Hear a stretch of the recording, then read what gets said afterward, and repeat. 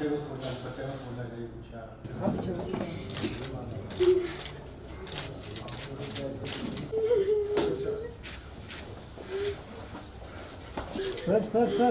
थोड़ा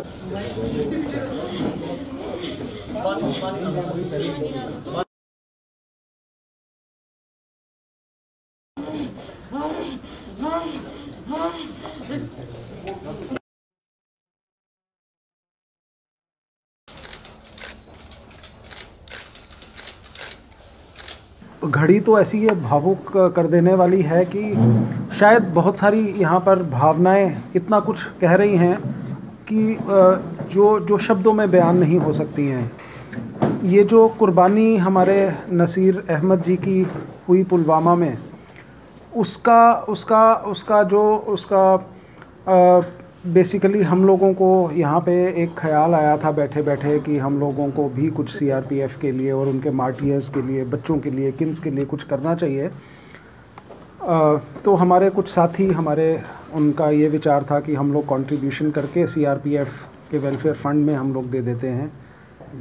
लेकिन साथ में हमको ये भी ख्याल आया कि नसीर अहमद जी जो हमारे अपने ही भाई हैं, जिन्होंने देश के लिए ये कुर्बानी दी पुलवामा में, तो हमको सबसे पहले उनके लिए ही कुछ करना चाहिए।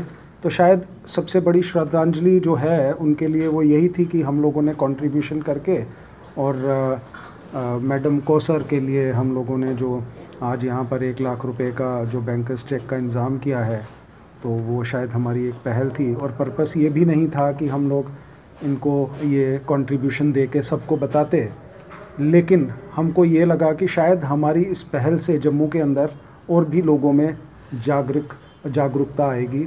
और पूरे देश का ये दायित्व है कि हम शहीद के परिवारों को उतना ही सम्मान दें, उतना ही स्नेह दें, जितना हम दे सकते हैं। तो हमारे शहीद परिवारों का मानवर्धन कर सकता है। हम क्यों नहीं, पुराने बसों में लिखा होता था कि यह सीट विधायक और सांसद के लिए आरक्षित है, उनके आने पर खाली कर दी जाए। ये शहीद परिवारों के लिए क्यों नहीं हम बसों में लिख सकते हैं।